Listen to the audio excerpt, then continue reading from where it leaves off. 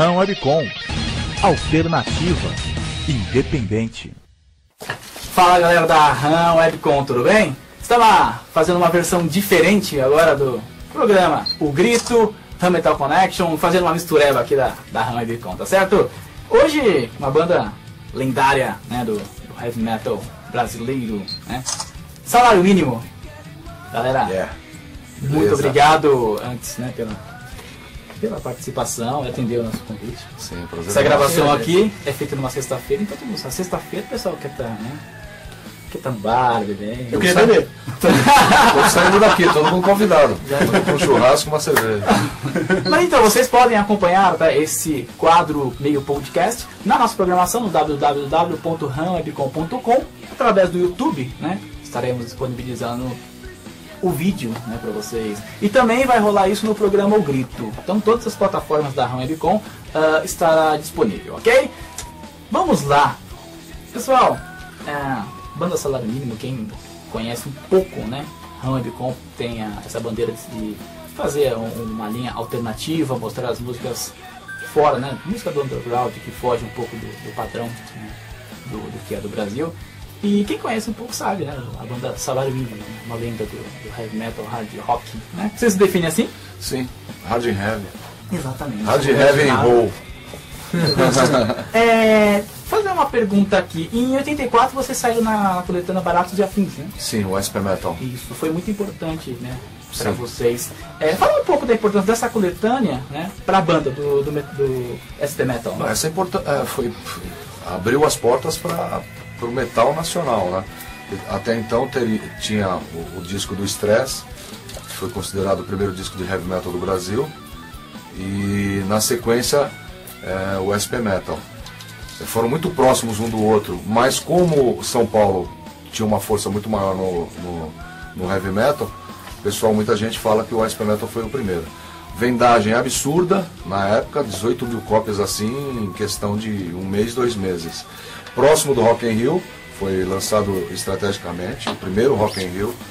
Nós só percebemos que a gente estava estourado quando nós chegamos no Rock in Rio e a gente não conseguia andar, porque estava rolando um clipe da gente num programa que era da Billy Bond, BB Video, que era o vocalista do Joelho do Porco, que tinha um programa na antiga Manchete, e aí a gente percebeu que o bicho estava feio mesmo, que a gente estava muito conhecido já. A importância, até hoje existem tributos, inclusive acabamos de fechar o Sesc Belenzinho, dia 23 e 24 de julho, comemoração de 30 anos do SP Metal. Legal. E é engraçado, né? Porque essa coletânea juntou várias bandas, Centúria, vocês, né? Sim. Vocês têm contato com essas bandas ainda? Sim, hoje? Sim, o Centúrias voltou, o Centúrias vai estar participando. Vai estar o Centúrias, o Salário e o Vírus. O Vírus está voltando só para fazer esse show. E era para estar o Corsos parece estar com problema aí, e talvez vão montar o Santuário, que é do SP Metal 2, para estar completando esse evento aí. Temos contato, sim, todas as bandas dos anos 80 que voltaram, Metamorfose, o Arpia, a gente tem tocado muito, né, com essas bandas. Né? E além desse contato, hoje você percebe que essas coletâneas elas eram muito importantes para as bandas, né? A chamada união, né, que muitas pessoas falam. Qual a diferença que você vê, né, dessas coletâneas, e hoje você acompanha, você vê se tem as bandas, elas procuram fazer esse tipo de coletânea, se juntarem, né, para trabalhar juntos? Na verdade, a época era muita coletânea, porque a dificuldade de você pagar um estúdio era um sonho. Nós entramos num estúdio de 8 canais, a gente se sentiu meio Beatles, né? 8 canais, e a gente era tão amador que a gente não sabia o que fazer com 8 canais, né? Era muito caro, não tinha técnico de som na época que soubesse tirar som de heavy metal. E o mais legal era assim, se juntavam 4 ou até 6 bandas para fazer uma coletânea, e dali a gravadora já estava prestando atenção na que fosse se destacar mais, entendeu? Tanto que dali nós saímos para a RCA, né? Nós não ficamos nem na Baratos Afins, veio a RCA e comprou o passe da gente, entendeu? Então, outra coisa legal da coletânea é isso, sempre tinha uma ou duas que se destacavam, né? Irlanda tá aqui comigo, aqui, aqui, ó. E a respeito do LP, Beijo Fatal, de 87, que vocês venderam pela RCA, Isso. 78 mil cópias, né, na Sim, época. sim. Na verdade foi disco de ouro, né? A gente tomou Aí, um ó. chapéu aí. Foi um disco de ouro, Foi um então, disco né? de ouro, Porque a gente 25 mil é tomou um platina, né? Isso. Negócio Ou não, assim. mudou, né? Na época 100 mil era disco de ouro. Mudou hoje com, acho que 25 mil você já ganha de ouro, né? Isso. Não se Ah, vende sim. mais, né? Não se O vende. CD, Se né? vende difícil.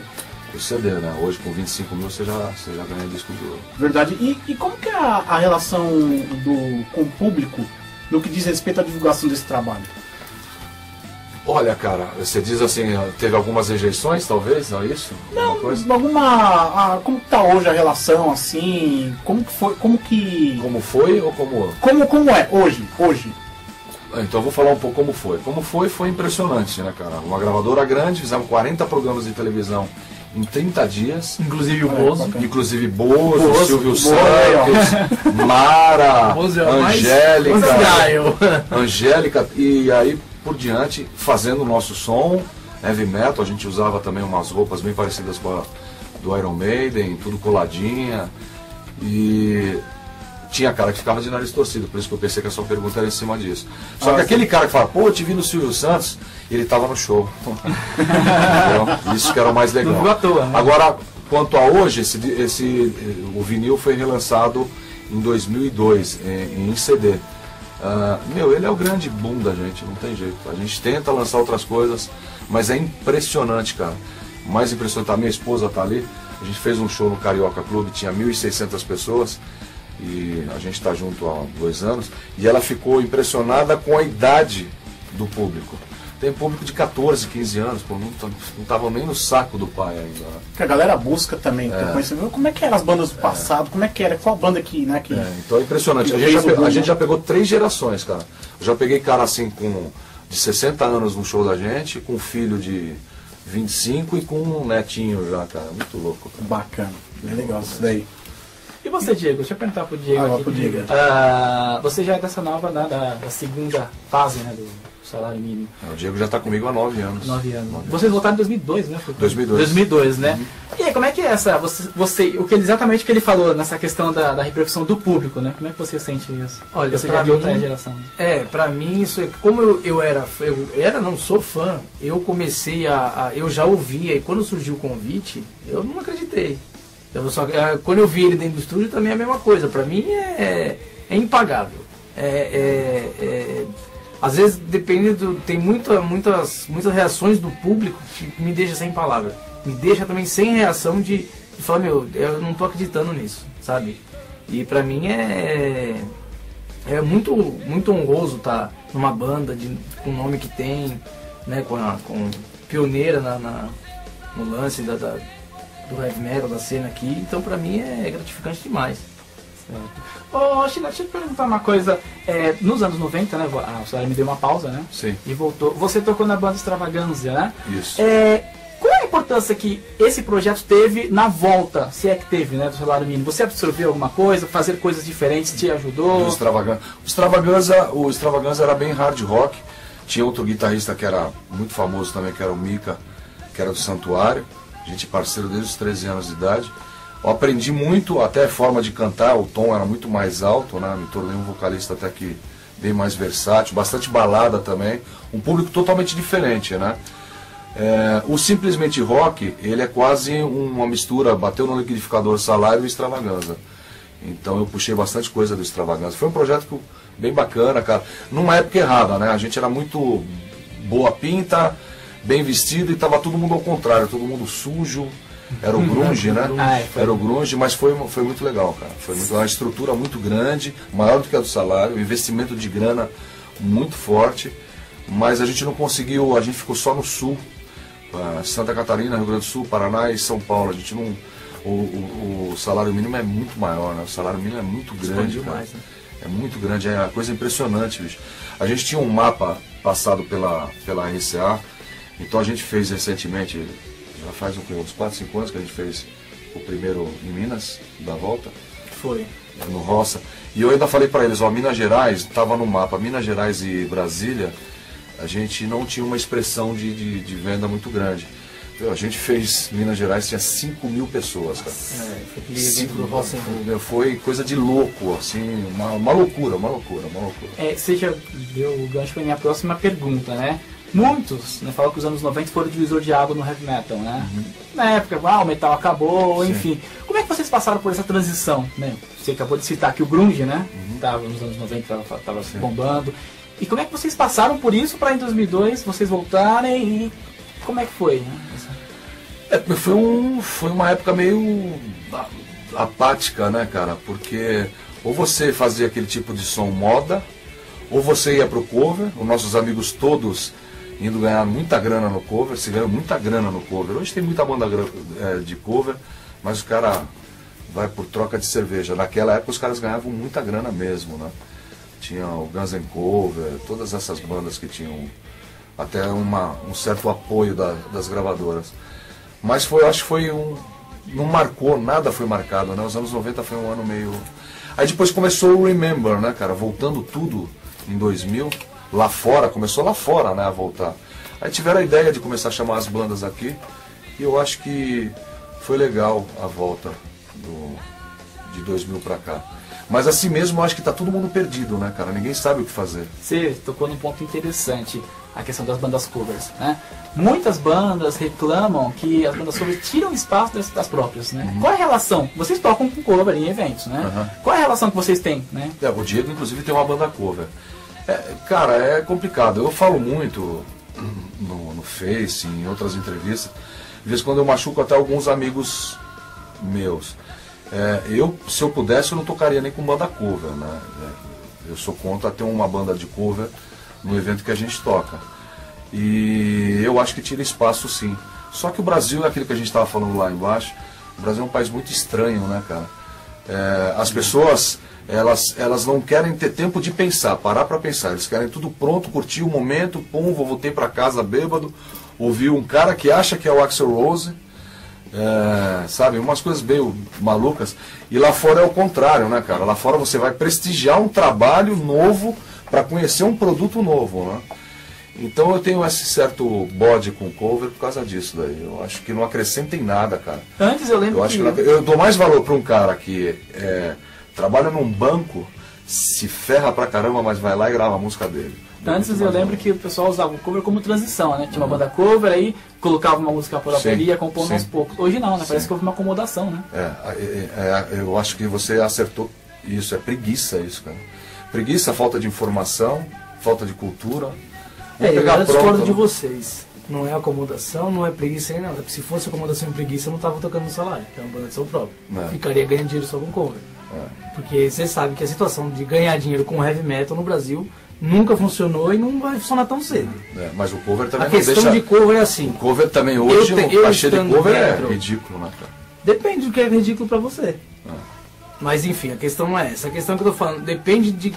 Eu que tô dentro do cover, né? Eu tenho feito No More cover. Eu presto uma homenagem a uma banda que eu gosto, é a minha banda de cabeceira. Certo?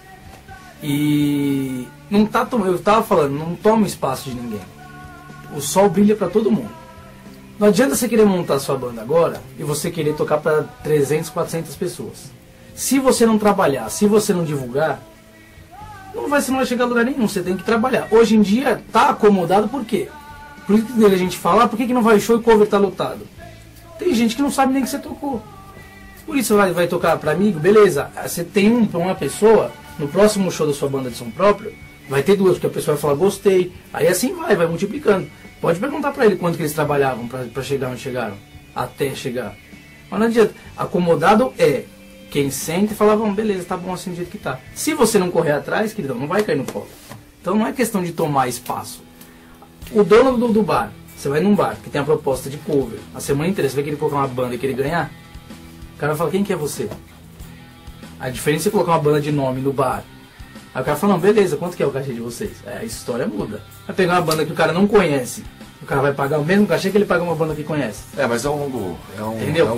É um papo que eu acho que é um longo debate. Acho que no Brasil não vai ter solução. A questão não é debate. Se você não vê dentro da parada, vê só de fora, aí a história muda. Lógico, agora se você está dentro da parada, dos dois lados da moeda, Aí você consegue ter mais ou menos uma noção do que É que nem você tinha perguntado, pô, diminuiu os espaços, hoje está mais difícil. Nos anos 80, os espaços eram menor. Só que as bandas se juntavam e tocavam numa escola, tocavam num teatro, entendeu? E levavam o seu público, lotava. Entendeu? Então nós fazíamos os nossos espaços também. A gente tocava em casa de boy, em discoteca. Na época tinha discoteca, a gente tocava heavy metal na discoteca, cara. E o dono da discoteca ficava contente, porque tinha 1000 pessoas. Assim, né? Entendeu? O Euler tem mais uma pergunta que é referente à composição, pode falar. Né? Assim, é sobre cantar o heavy metal em português, né? Vocês já sofreram alguma crítica por isso? Vocês acreditam que se cantasse em inglês, não só vocês, mas outras bandas trilhariam um caminho diferente se vocês não cantassem na época em inglês? Ou em português, cantar só em inglês? Então veja só, nos anos 80 era estranho se cantar em inglês. Você teve uma banda assim, né? Que era música em inglês, não tinha? Sim. E o Sepultura e o Carisma eram as duas bandas que cantavam em inglês. Elas eram totalmente isoladas.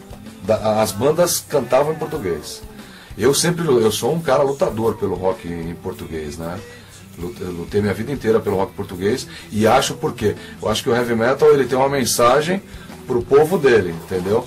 E a gente nunca teve a pretensão de ir lá para fora, apesar que o nosso disco se encontra no mundo inteiro, né? Acabou de ser lançado na Europa, o Beijo Fatal junto com Simplesmente Rock, foi lançado numa gravadora portuguesa, mas que para pegar a Europa inteira, até nos Estados Unidos, Fatos Reais mesmo, já saiu numa coletânea em Portugal e nos Estados Unidos também.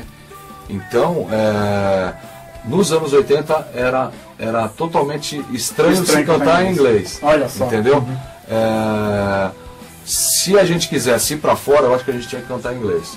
Mas assim mesmo, não é a certeza que você vai fazer sucesso.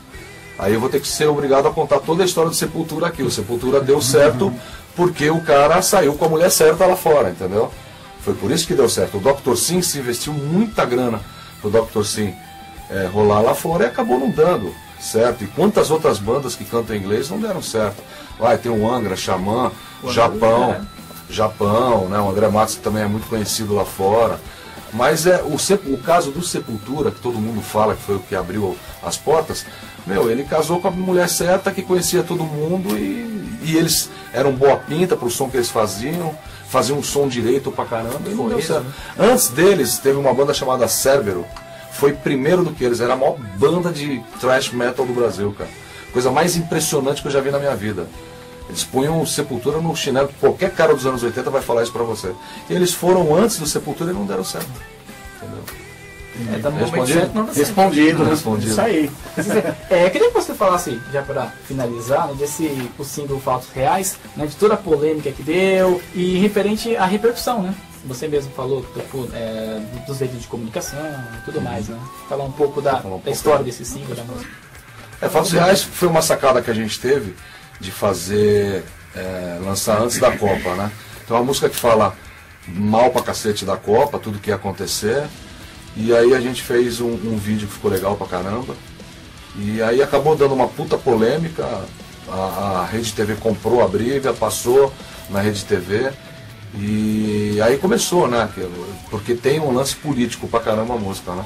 Então tem o pessoal do partido aí que ficou contra a gente e acabou tendo brigas aí, mas foi bem interessante mesmo, cara.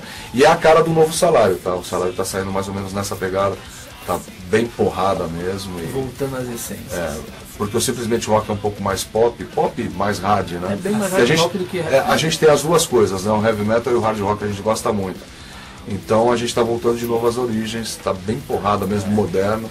Então foi legal para isso, o público assimilou. Fatos Reais, eu estava falando para vocês que é difícil a gente lançar alguma coisa nova, porque você tem que tocar as duas do SP Metal, não tem como, e tocar quase todas do Beijo Fatal. Geralmente a gente tira a Rosa de Cobra, né? A gente tira as duas baladas do Beijo Fatal e tenta colocar mais uma ou duas do Simplesmente Rock. A gente não consegue tirar fora as músicas do Beijo Fatal. Não, a gente não consegue. Também, né? Não Mesma tem coisa, eu como. quis tirar rock and roll, né? Do repertório. Não dá. Então é difícil a gente lançar, e essa música hoje ela já faz parte do repertório. Essa música ela já faz parte. O que impressionou bastante a gente na Fatos Reais, que em menos de 24 horas deu 2.000 visualizações no Facebook, no YouTube. Foi E assim, impressionante, e né? foi indo, foi subindo, em uma semana deu 10 mil. Foi impressionante. E assim, foi. Não é. A gente não foi exatamente contra a Copa diretamente, não é contra a seleção, contra nada. É as merdas que os caras fazem. Uma crítica, né? Sabe? As coisas que os caras faziam que tava na cara e tipo, a gente tentou. Isso que a gente não sabia dos 7-1, senão a gente se tinha soubesse. tirado o pau, né? Mas o que a gente sempre fala aqui, acho que o músico, o artista, ele, independente de que lado você defende, eu acho que o músico, o artista, falta ele, hoje em dia, ele assumir um lado, assumir uma posição. sim. Não é sair de Isso cima é uma das do coisas. sair Muito de cima bom. do Meus parabéns. Defender Meus o que parabéns. é nosso. É uma das coisas, eu me envolvo muito, porque eu sou um cara de falar, eles me cobram, hoje eu até estou podando um pouco isso, sempre falei, mas é porque eu sou de uma época e sempre fui beber lá atrás, assim, nos anos 60, 70. Cara, os artistas no Brasil, eles tinham uma função muito importante. Hoje nós estamos fodidos, cara. Ninguém fala nada. O pagodeiro não fala Quer nada. ficar bem com todo O mundo. sertanejo mora nos Estados Unidos, vem ganhar dinheiro aqui. O funk, pelo amor de Deus. É a trilha sonora do... Funk não é música. Funk é a trilha sonora da bosta que Funk tá aí no pra mim é governo. o James Brown. Então, cara, eu vi a Jovem Guarda. A Jovem Guarda põe a molecada na rua. Sabe, a gente teve os anos 80, o rock que fizeram, né? Porque era para ser o heavy metal, sabe? Não deixaram ser o heavy metal. Aí inventaram o RPM, inventaram o Legião. Eles existiam, mas nós estávamos bombados. Você ia em qualquer show de heavy metal nacional, era 2, 3 mil pessoas. E os caras falsificaram. Aí pegaram um RPM, os Engenheiros do Havaí, o Legião, o Capital Inicial, papapá. Mas mesmo esses caras, eles tiveram, a Legião Urbana, que país é esse? O Traje a Rigor Inútil, pra mim é o hino do Brasil. E o Traje a Rigor Era ficava- muito mais legal, cara, do que nós temos hoje. E conscientizava a molecada. Conscientizava a molecada. O moleque ouvia e falava, pô, nosso país tá uma merda mesmo. Hoje, cara, não tem nada. E você vê, os Nós caras não temos caras nada. faziam isso na época que não tinha liberdade de expressão, Exatamente. você não podia falar nada. Exatamente, E tinha, né, nego era exilado porque fazia música, que ia contra. Hoje que pode fazer, não faz. Apesar que nós não temos liberdade de expressão, hein? Tem um partido aí que não deixa Não, você que falar não tem verdade. nada a ver com partido, cara. Partido não tem nada a ver. É a nossa forma de expressar. Que, tipo, hoje a gente pode, a gente tá livre. Se vão podar ou não, não interessa, mas a gente falou que a gente tinha vontade. É o que aconteceu nos fatos reais. Foi bem legal fazer fatos reais. Tá certo. Na próxima a gente vai fazer 7-1. Aí já coloca o jogo inteiro. Se for uma música por gol, ferrou. Então seria um disco. Gente, obrigado mesmo, queria agradecer vocês. A gente que agradece. Disponibilidade, Isso né? Parabéns pelo... Um prazer estar aqui com vocês. Bem legal mesmo, parabéns e vamos trabalhar. Se quiser cobrir um show, tamo junto. Fiquem à vontade. As portas Vamos lá, abrem. vamos sim. Obrigado. Renan, obrigado Até também. mais. Valeu. É isso aí, galera. galera. Acesse o www.ramwebcom.com e em todas as nossas mídias sociais, tá certo? Valeu, até mais. Falou.